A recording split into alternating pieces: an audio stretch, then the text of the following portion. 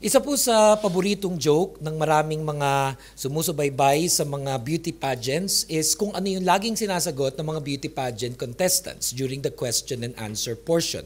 For example, sa Miss Universe and all contests similar to that. Na kadalasan daw kahit anong tanong, isa lang ang sagot lagi ng mga pageant, world peace. Laging world peace. At hindi naman basta lang ito joke, meron sigurong basihan dahil mula nung nagsimula ang sibilisasyon hanggang sa kasalukuyan, laging may conflict in different parts of the world. Pwedeng isang maliit na away lamang ng ilang mga tribo o ilang mga hindi pagkakasundo ng ilang mga bansa until eventually they would become a cold war until they become an actual war. Even amongst us in our lifetimes, we've probably seen different kinds of war happening in different parts of the world. Conflicts, no matter how much nag-e-effort tayong hindi mangyari yan in this world, they always do happen. Kahit tayo, sometimes, no matter how hard we try to please everyone, nag-e-effort ka sa pakikipag-relations mo with people in your job, sa flat mo, sa church, at sa iba pa mga lugar, sa pamilya, always somehow nagkakaroon ng conflict. Hindi mo gusto magkaroon ng kaaway, nagkakaroon ka ng kaaway. O di kaya ikaw may nakakaaway, may nangaaway sa iyo, eventually resulting to conflicts here and there. And that is why our message for today, pinamagatan po natin how we deal with conflicts. How we deal with conflicts. At ang panalangin ko po ay maging blessing ang message na ito para sa ating lahat. Let us pray. Dear Heavenly Father, we thank you for this time of worship. Nagpapasalamat po kami sa aming worship leader at worship ministry na nanguna sa amin upang kami dalhin sa inyong presensya. At naniniwala po kami that the presence of God is in our midst even right now. We glorify you, Lord. We surrender to you everything. It's in our minds, it's in our hearts. Kasama na ang mga problema po namin sa buhay. Kasama na ang aming mga hinanakit, mga sama ng loob. Kasama na rin Panginoon aming mga pinapangarap, mga dinidesire at prayer request. And we just choose today to rest in the presence of God, to rest in the grace of God. We want to listen to your word, Lord. Kaya hayaan mo na ako bilang inyong messenger maging faithful in the delivery of God's message to His people. Na lahat ng lalabas sa aking bibig, hindi galing sa akin, galing sa inyo. Kaya mangusap ka, minister to your people by the power of your Holy Spirit. And we resist and rebuke all works of Satan in Jesus' name. And we just claim, declare, receive, and enforce the victory of the Lord upon His people in this church today, and even among those who are listening via video, as we pray all of these things in the name of the Father, the Son, and the Holy Spirit. In Jesus' mighty name, this is our prayer. All God's people say, Amen. How we deal with conflicts. How we deal with conflicts. Matthew 5:23 to 25. Matthew 5:23 to 25. Therefore, if you are offering your gift at the altar, and there remember that your brother or sister has something against you, leave your gift there in front of the altar. First go and be reconciled to them. Then come and offer your gift. Settle matters quickly with your adversary who is taking you to court. Do it while you are still together on the way, or your adversary may hand you over to the judge, and the judge may hand you over to the officer, and you may be thrown into prison. Ang pag-uusapan po natin ngayon ay ang pagkakaroon ng conflicts at kung paano bilang Kristiyano, we are being encouraged to solve them. Like what we mentioned a while ago, whether we like it or not, that even with our best effort, nagkakaroon ng hindi pagkakaunawaan at hindi pagkakasunduan ng iba't ibang mga tao. Kahit ako bilang pastor, siguro nalagay ako sa iba't ibang roles when conflicts are happening. Pwedeng halimbawa, pinakamabilis doon, counselor, that you're invited, you're asked, could you kindly mediate? And normally, what I would do there is, pakikinggan mo muna yung isang side, and then you would listen to another side. At pag napakinggan mo na pareho sila, you would encourage them to come together, to come to forgiveness, healing, and reconciliation. Ang dali lang sabihin, parang step 1, 2, 3, and 4. Pero usually, naku po, isang katerbang panalangin yun para makarating ka kahit man lang sa step 1. Pero minsan, bilang pastor, hindi rin ako counselor. Minsan, nandoon ako sa mismong conflict itself na tumutulong ka para masolve ang bagay-bagay, Pero dahil nagbabarilan ng mga tao, nasasama ka sa nababaril. Mamaya, inaabutan ka na rin ng Armalite din. Pakibaril nga rin po itong mga naririto. And then later, pwedeng ako rin ang magpagmulan ng source of conflict. Whether you're perceived to be siding just with one person or you didn't handle it very well. So kahit ako bilang pastor in my role as a pastor of a church can even find himself in conflicts, what much more is all of us? Sa asawa mo, sino ba na nangarap na lagi kayo nag-aaway na mag-asawa? But I have counseled husbands and wives na mula nung kinasal hanggang sa kasulukuyan, hindi nagbabago yung intensity ng pag-aaway. Yung pagkakaroon ng pag-aaway, wala namang masama daw, what do we always say? Normal yun eh, pero dapat nagbabago yung intensity. Na kung dati nagbabatuan kayo ng refrigerator, nagbabatuan kayo ng electric pan, ngayon halimbawa, hairbrush na lang, o kaya hanggang mamaya, una na lang, hanggang sa parang wala na ako maibato kasi graduate na kayo sa ganon. I've talked to one particular couple and they said to me, siguro po 10 years ago, lagi kami nag-aaway, pero nagulat kami recently, hindi na nila maalala kung kailan sila huling nag-away. Wow! Wow! Kaya pakisabi mo nga sa asawa mo, parang tayo yun. Parang, hindi kaya tayo yung binabanggit ni pastor?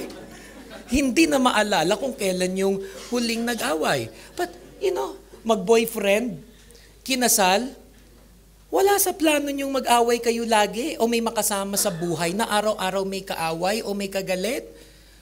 It's very tiring. It's very tiring that pagod ka na sa trabaho, tapos yung uuwian mo sa bahay, mapapagod ka na naman.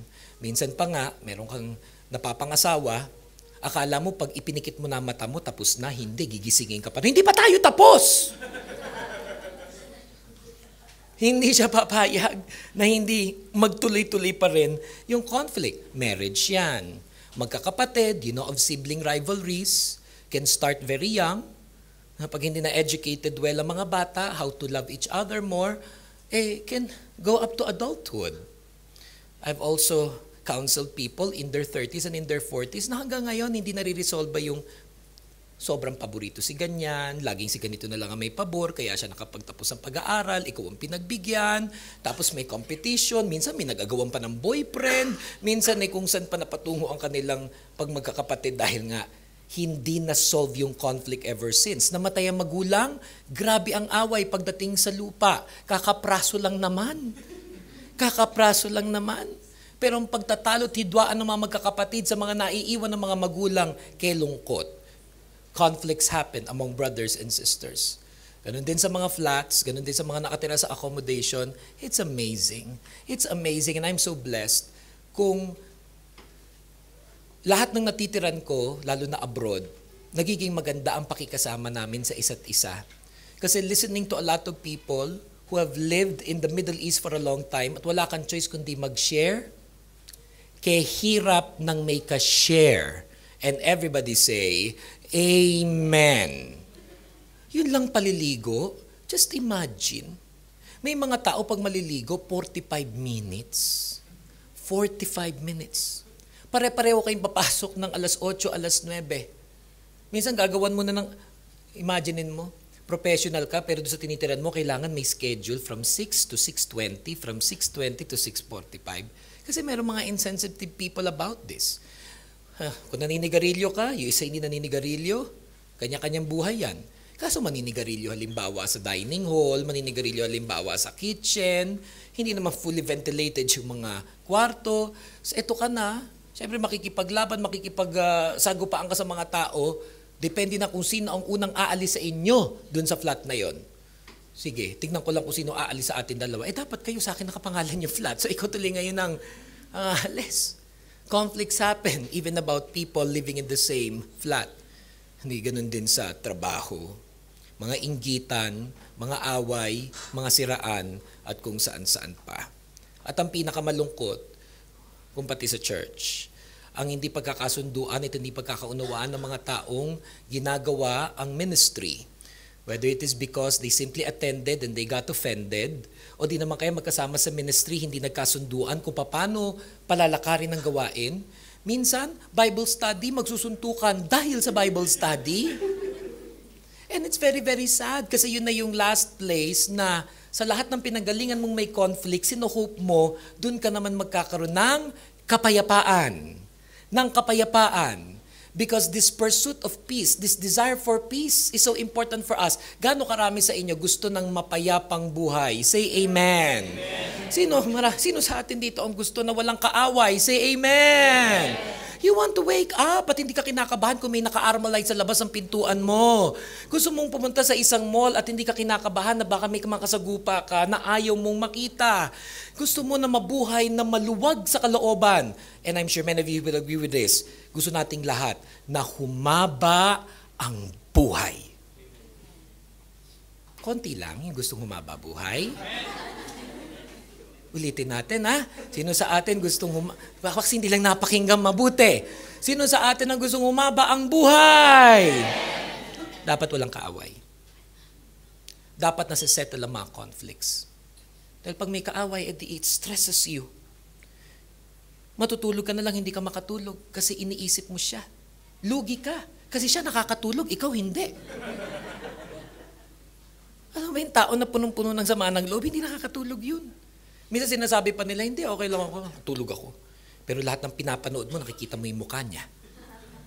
Habang kumakain ka, siya lagi yung conversation. Kahit ipikit mo mata mo, nakikita mo pa rin yung mukha niya at iniisip mo, sana madapa siya, sana matanggal siya sa trabaho at kung ano-ano pa. Ang pangit nung ganung pakiramdam. Amen. Hindi siya maganda sa buhay. Tapos pag ikaw pa yung klase ng tao na madali ma-high blood, and everybody, kung may kilala, say amen. May kilala ba kayong ganyan? Yung pag naha-high blood, grabe. Lalo na pag age 30 and above. Age 30 and above. I'm speaking to many of you na nandoon na sa edad na yon. I'm not included. Yeah? Pag 30 and above, kailangan bantayan na natin ang ating health. We have to take care of our health. Hindi to katulad ng tayo teenager na pag meron kang kaaway, sige suntukan. Pag meron kang hindi nagustuhan sa isang tao, sapakan, batuhan ng iba't ibang mga salita. When you're 30 and above, you have to take care of your health. You have to take care of your diet. You take care of what you eat. And you take care of yourself with how you feel and how you do. Malesen yung panahon na lagi ka nagagalit. Mas mabuti sa ating kalusugan. Mas magiging masaya ka sa buhay. At masahaba ang buhay mo. Minsan may mga tao bigla na lang nawawala ng buhok. Kung saan? Tawag natin doon poknat. Stress. Pwedeng dahil sa dami ng responsibilities or problema sa buhay. Pero iba kaya nagkakapoknat dahil sa kaaway. Kaya tingnan niyo yung katabi niya, may kaaway siguro ito.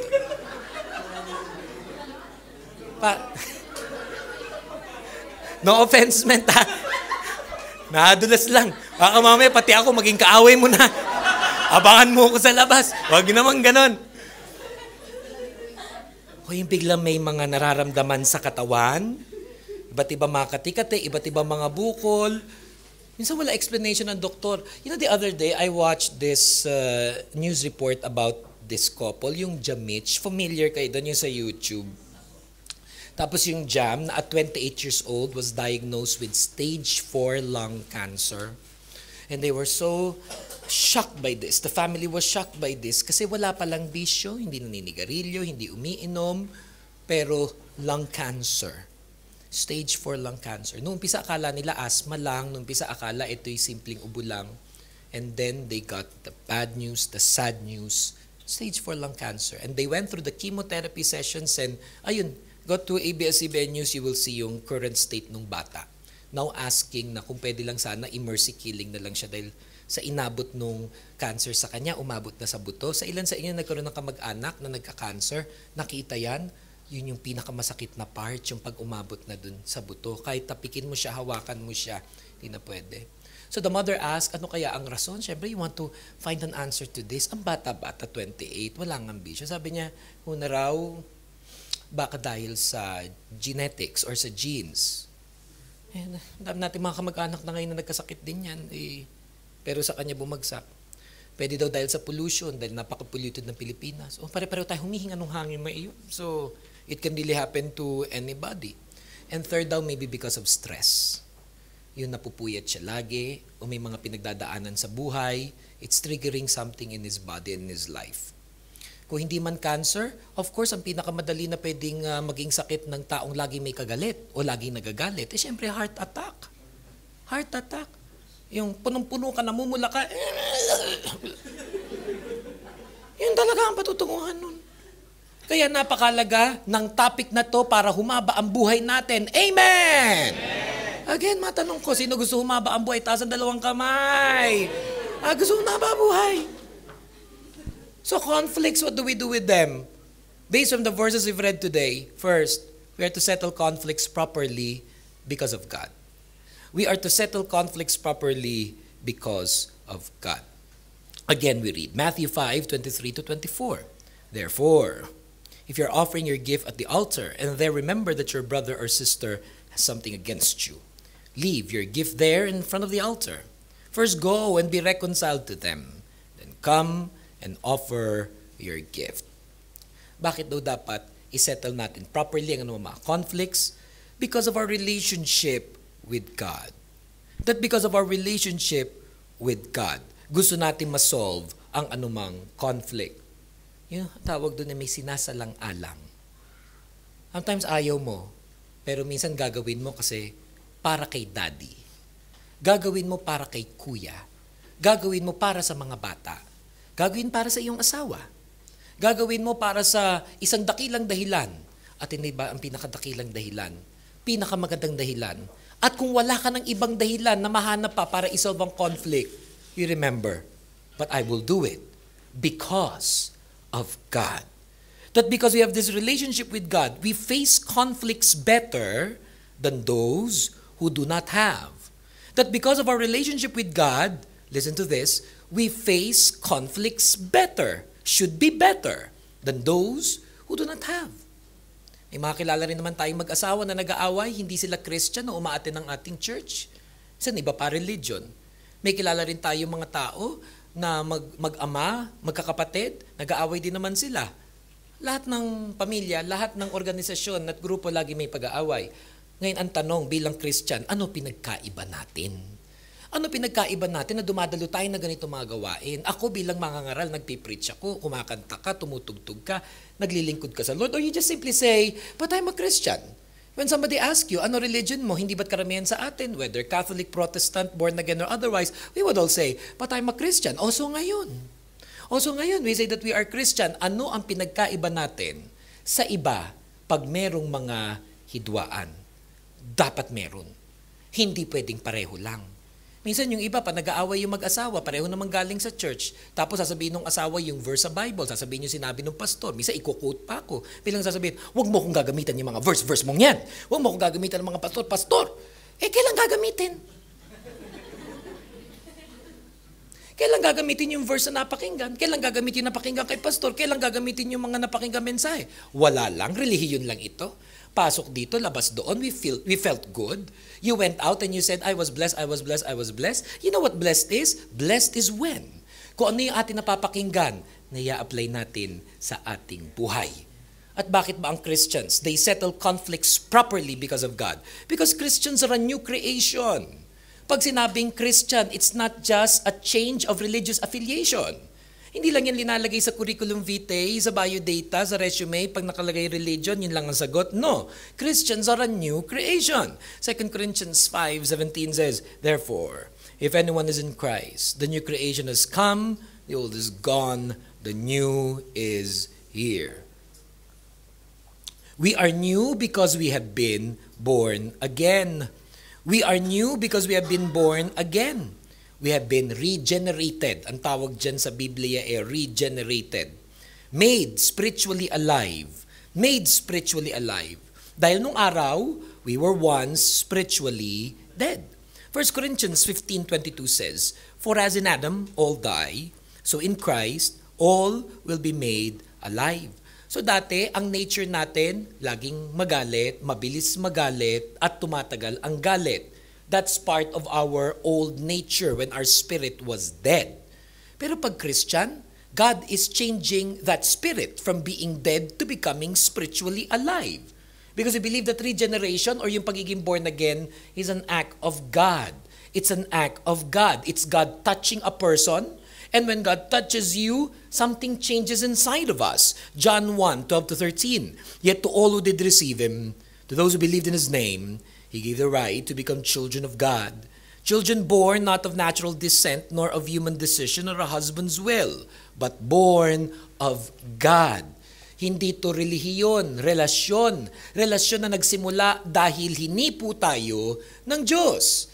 God touches us and we are made spiritually alive. God touches us and we are made spiritually alive. John 3:3-8 says, Jesus replied, "Very truly I tell you, no one can see the kingdom of God unless they are born again.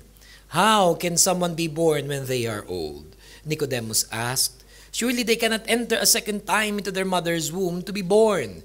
Jesus answered, "Very truly I tell you, no one can enter the kingdom of God unless they are born of water and the Spirit.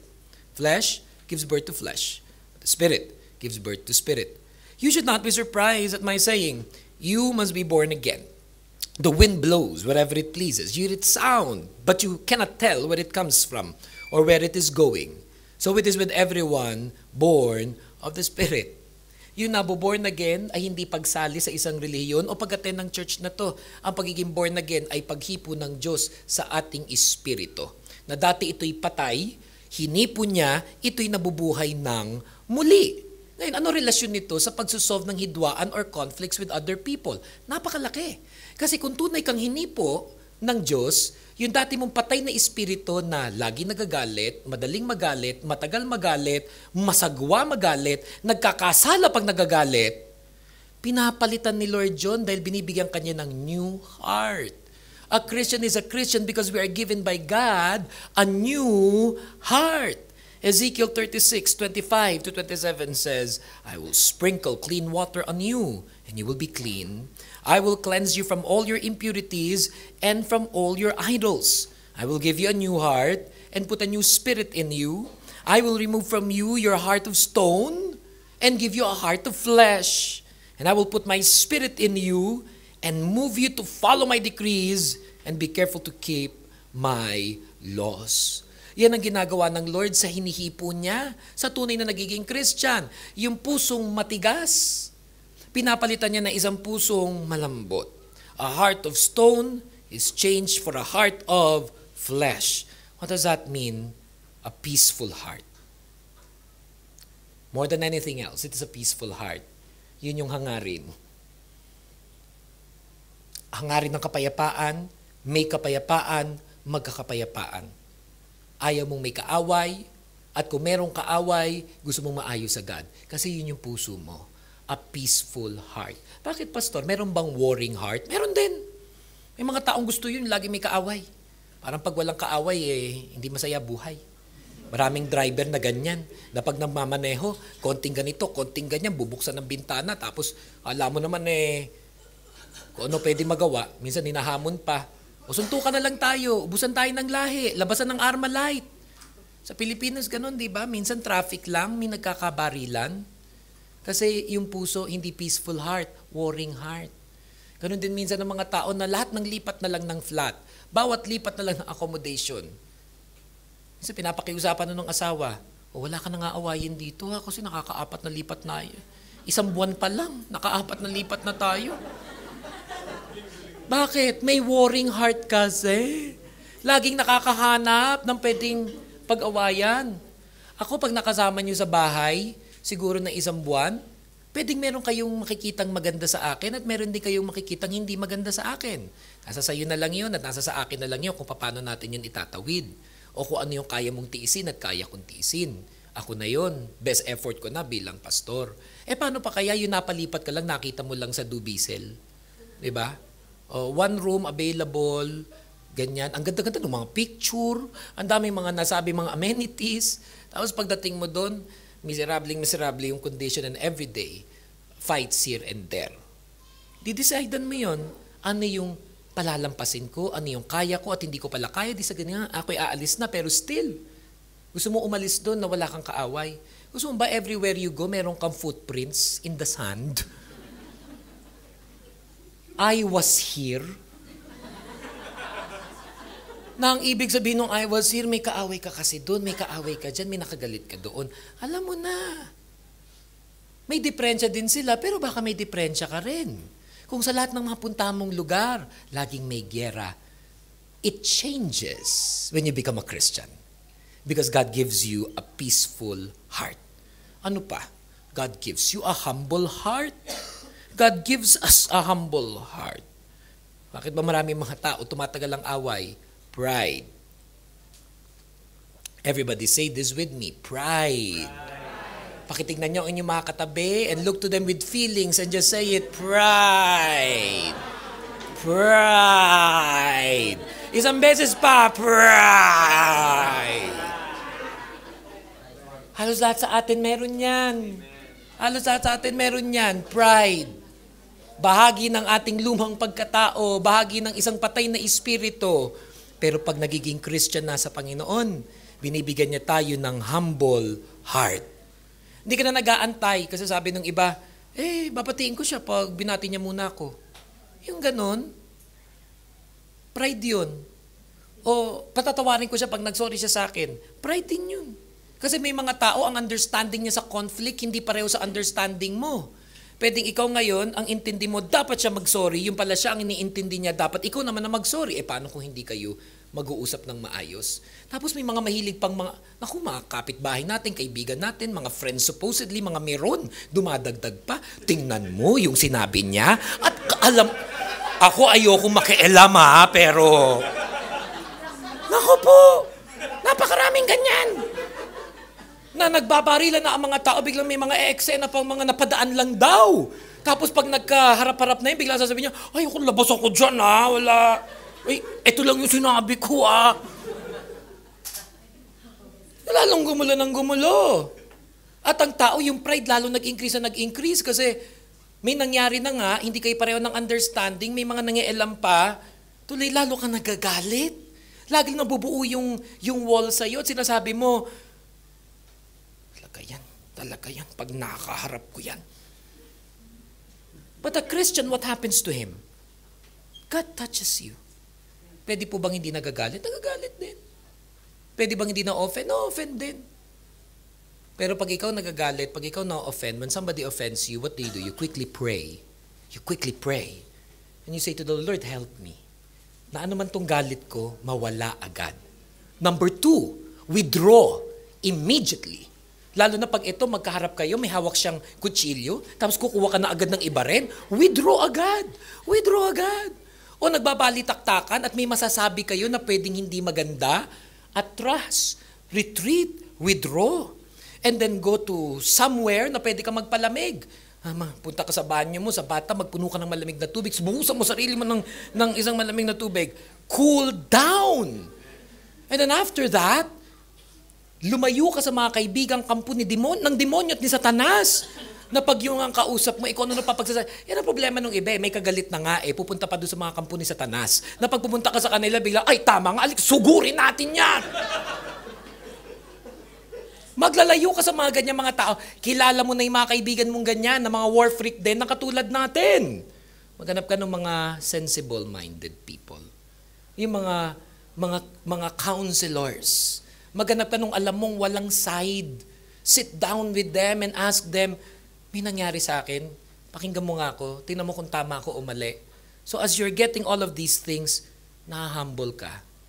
Bigla mo nakikita na meron ka mang rason para magalit, pero meron kang naging mali.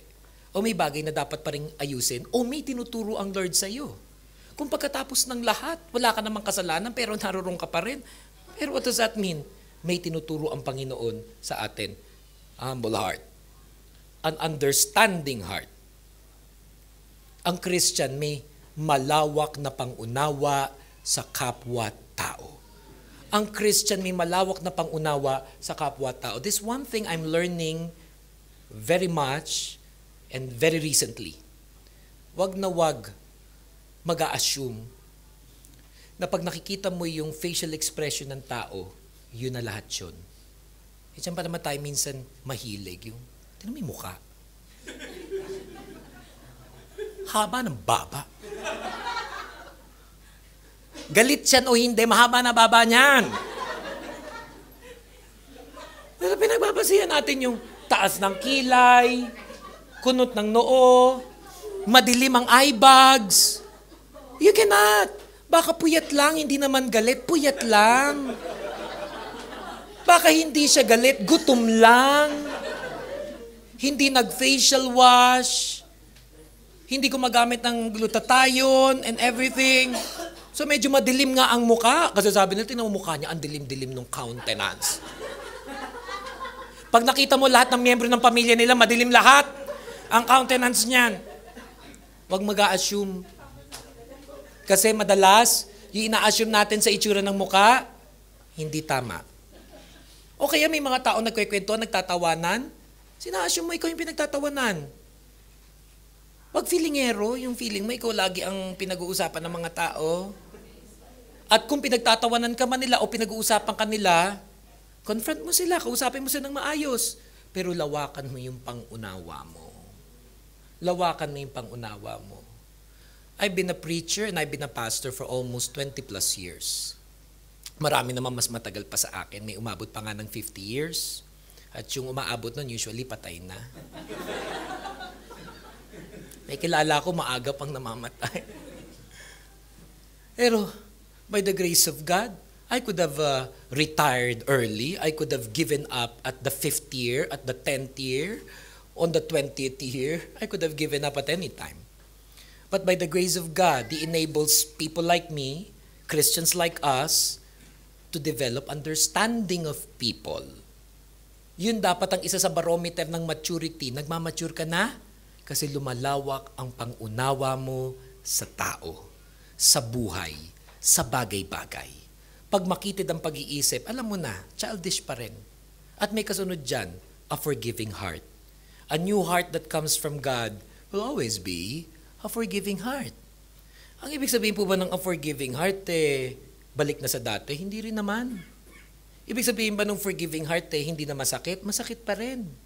Pero sinasabi mo sa sarili mo na, I forgive because of God. I can forgive because God has forgiven me. And you keep on repeating that, you keep on saying that, you will find it becoming easier and easier and easier. Kaya kung meron tayong conflicts ngayon, sanayin mo sa sarili mo, sa iyong isipan, sa iyong puso, hindi pa man kayo nagkakaharap. I forgive because of God. I can forgive because God has forgiven me. And I will forgive because that is what God wants me to do. That's why Christians settle conflicts properly because of God. Kaya kung meron kayong kilala, may kapatid sa Panginoon, tumulong tayo, magkaayos-ayos yung mga conflicts. Huwag tayo tumulong para lumala pa ito. At kung mawalan na ng dahilan para pa masettle yung conflict, anong sasabihin natin sa isa't isa? Do it for God. You don't have to do it for me, don't have to do it for anyone else. Do it for the Lord. What will all Christians say? I love God. Well, this is one way that we prove it that we love God. That when there are conflicts, we do it for the Lord. And secondly, mula sa verses na binasa natin earlier, we learn this. We are to settle conflicts the soonest. We are to settle conflicts the soonest. Matthew 5:25. Settle matters quickly with your adversary who's taking you to court. Do it while you are still together on the way, or your adversary may hand you over to the judge, and the judge may hand you over to the officer, and you may be thrown into prison. Why should we settle conflicts the soonest? Because we have better things to do than to be bitter. Because we have better things to do in life than to be bitter. Bottom line, ang daming mahalagang gawin sa buhay, masarap gawin sa buhay, na pi-prevent tayo na gawin ng mga mahalagang bagay sa buhay pag tayo may sama ng loob. Unresolved conflicts that later becomes bitterness. Di ba minsan yung word na bitter, it's of a negative connotation nowadays. Na pag sinabing, ang ampalaya mo, sabihin nun negative yun. At ang hirap na may ganon, hindi mo magawa yung dapat mong gawin sa buhay. Unresolved conflicts can hinder us from better things. Unresolved conflicts can hinder us from better things. That is why we're taught in the Bible that the devil takes advantage of our conflicts. The devil takes advantage of our conflicts. Ephesians 4:26-27. In your anger, do not sin. Do not let the sun go down while you are still angry. And do not give the devil a foothold.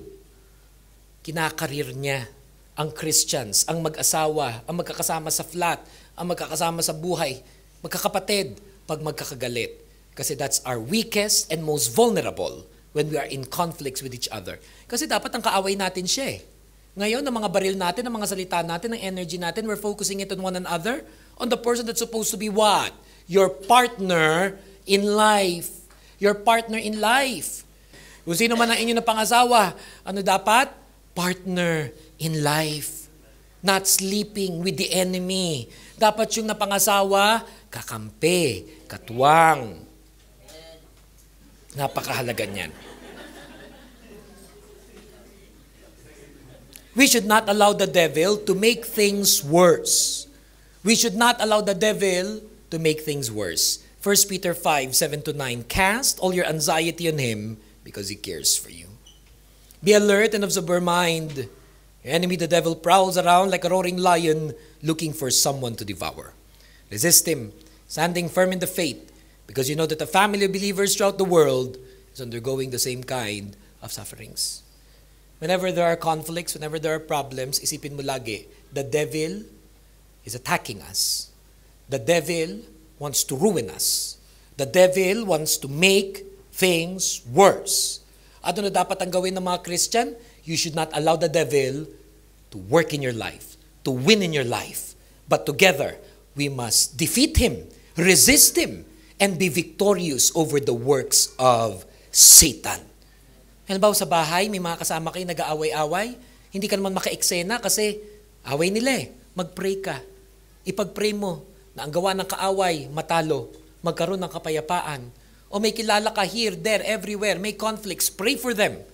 Because our battle is not against flesh and blood, but against the works of darkness. Our battle is not against flesh and blood, but the works of darkness. Very quick tips before we end our message today.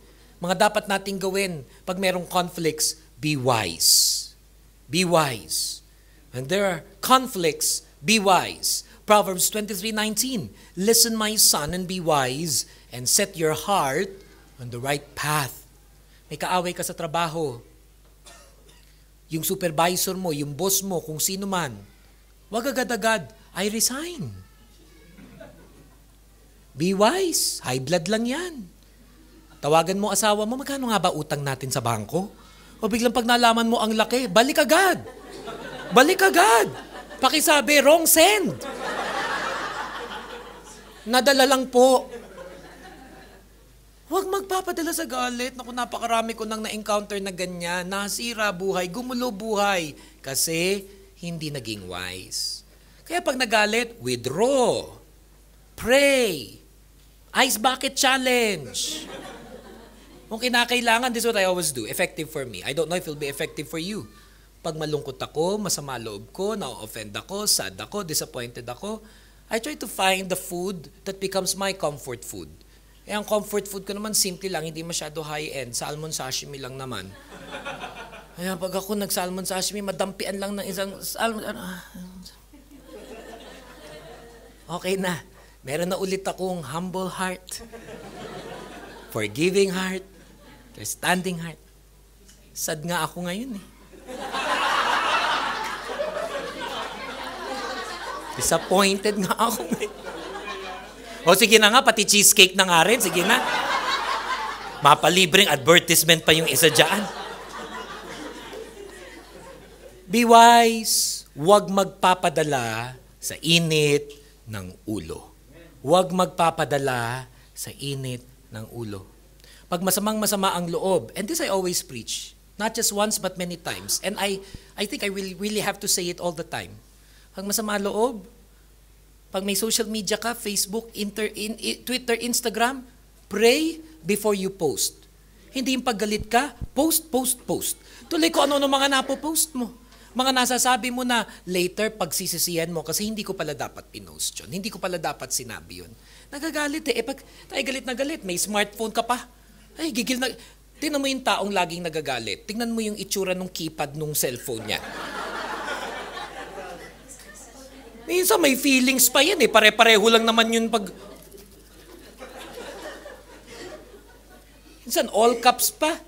Hindi pa sapat na all caps pa. The other day, meron isang kapatiran na kinamusta ako, minessage ako, sabi niya, Pastor, kamusta? Ganyan, ikaw ba preacher sa Dubai? Oo, ganyan. Sige, Pastor, punta ako. Ganyan, sabi niya. Sabi ko, patulog na nga ako kasi puyat nga ako noon, galing sa flight. Sabi ko, patulog na ako. Tapos ang post ba naman sa akin, sige, Pastor, wet dream. Ano?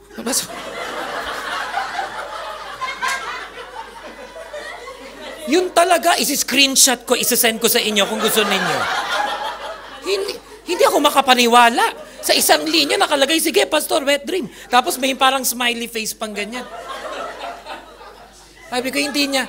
Example ng mga taong hindi alam ang nagagawa pag nag-send. Mabuti na sinabi ko sa publiko, baka maiskandalo pa ako. Nananahimik na ako sa buhay ko, may mga ganyan-ganyan pa. Pag galit na galit ka. Pag galit na galit ka. Kung ano-ano ito yung nasasabi mo doon. Tapos buong madla pa, lahat ng friends mo, 500 contacts, 5,000 contacts get to find out. Kaya kung meron kayong kilalang ganyan, na hindi nakokontrol sarili, post ng post sa Facebook. Sabihin nyo na, alam na kapatid, alam na. Ito kasunod niyan. Be careful with your words. Be careful with your words. Proverbs 12:18, the words of the reckless pierce like swords, but the tongue of the wise brings healing. The words of the reckless pierce like swords, but the tongue of the wise brings healing. Be careful with your words. Pag masakit na salita, kahit pa totoo, huwag mong bitiwan. Pwede mo naman sabihin pa rin in another word, but be careful with your words. Sabi nga nila, sampalin mo na ako, saktan mo na ako, pero yung sabihan mo ko ng masakit na salita, hindi nalilimutan ng maraming mga tao yan. Be humble. Psalm 149 verse 4. For the Lord takes delight in His people. He crowns the humble with victory. Be forgiving. Be forgiving. Colossians 3:13. Bear with each other and forgive one another. If any of you has grievance against someone, forgive as the Lord forgave you. Forgive. Magpatawad sa tao. Magpatawad sa tao. Lalong-lalo na kung alam mo rin na pare-pareho naman tayong nangangailangan ng kapatawaran. Nagkataon lang ngayon galit na galit ka towards somebody, pero may na-offend din ako. Meron ding mga hindi gusto ang pagkatao ko o mga ginawa ko. Darating ang araw, hihingin mo rin ng forgiveness nila. Kaya hindi dapat mahirap para sa atin magpatawad ng kapwa dahil utos ito sa atin ng Panginoon. Forgive as the Lord forgave you. Be prayerful. Matthew 5:44-47. But I tell you, love your enemies and pray for those who persecute you, that you may be children of your Father in heaven. He causes His sun to rise on the evil and the good, and sends rain on the righteous and the unrighteous. If you love those who love you, what reward will you get? Are not even the tax collectors doing that? And if you greet only your own people, what are you doing more than others? Do not even pagans do that. Be prayerful. Pag galit na galit ka pa rin, ipanalangin mo sa Panginoon, Lord, alisin mo tong galit na nasa puso ko. Panginoon, alisin mo tong mga pangit na salita, pangit na pag-iisip na nandoon sa utak ko ngayon. Be prayerful. And be wiser. Be wiser. Psalm 119:98. Your commands are always with me and make me wiser than my enemies. That should be the effect of faith in us, that we become wiser and wiser and wiser. My desire for being pastor of a church like this is not to pastor it forever. My desire to pastor a church like this ay yung mga taong sumaglit sa aking buhay, sa pagdaan natin sa buhay ng bawat isa, nakatulong ako para ikay mapalapit sa Diyos, at kung paano sa buhay mo mas lalo ka naging wiser and wiser and wiser. Knowing all of these things, what should we do? We should do these things. Think if you have conflicts with anyone. Isipin mo yan. Sinong mga tao na may kirot sa iyong puso? May hapde sa iyong damdamin? Anong mga lugar at grupo o tao na maaring may unresolved issues? Think about them. And then pray for yourself. Hilingin mo sa Panginoon na magkaroon ka ng grace upang magpatawad, upang mag-ayos. Pray also for them. Pray also for them. Kung sila rin na may atraso talaga sa iyo, na sila rin ay hipuin ng Lord, na pareho kayo maging handa para magkaayos. And pray that they will be resolved the soonest. Pray that they may be resolved the soonest. Maiksi lang ang buhay. Bukas makalawa, akala mo, bata ka pa. Mamaya 40 ka na, 45, 55, 65. How do you want to live your life? Every day beautiful, every day peaceful, every day blessed by God. And one of the ways is when we believe that things will get better in our life as we obey the Lord. Things get better as we obey the Lord. Romans 8:28 is our last verse for today. And most of us know this. And we know that in all things, God works for the good of those who love Him, who have been called according to His purpose. Aayusin ng Lord ang lahat sa buhay ng bawat isa sa atin. Panginoon, salamat po sa mensaheng aming napakinggan. Ang nagpapaalala po sa amin sa araw na to. Ang nagpapaalala po sa bawat isa sa amin ang kahalagahan ng maisaayos ang anumang gusot at gulo sa kanya-kanya naming mga buhay. Patawarin mo kami, Panginoon, kung minsan nang naranasan po namin na magmatigas, ang sobrang magalit, ang mapuot, ang magtanim ng sama ng loob at hindi magpatawad. Help your people, even today, to be healed of any hurt, offense, insult, and pain brought about and given by people in our lives. Dahil meron din po kami mga kasama ngayon dito, Lord, na nasaktan ng nasabi at ginawa ng kung sino-sinong mga tao. Kaya nga mas masakit dahil galing pa sa mga mahal namin sa buhay. Asawa, kapatid, magulang, kamag-anak, katrabaho, kasama sa flat, minsan kasama pa sa church.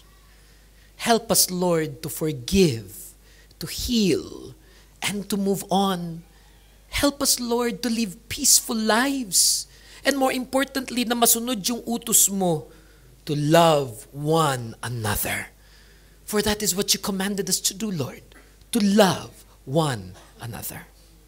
Na habang nakapikit at nukuyuko, ang bawat isang narito ngayon, ipinapanalangin ko ang bawat isa. Nabasbasan mo ng iyong biyaya. Nabasbasan mo ng iyong pagpapala. Sino man sa amin dito, Lord, na nahihirapan sa maraming mga pagsubok sa buhay, may your blessings flow, may your healing flow, may your anointing, Lord, flow upon your people today. And we're receiving right now in Jesus' name, mga kapatid sa Panginoon, receive by faith in Jesus' name your blessing. Come and say to the Lord, I receive blessings from you, Jesus. Come and say to the Lord, I receive blessings from you, Jesus. I receive them today. I receive them today. In Jesus' name.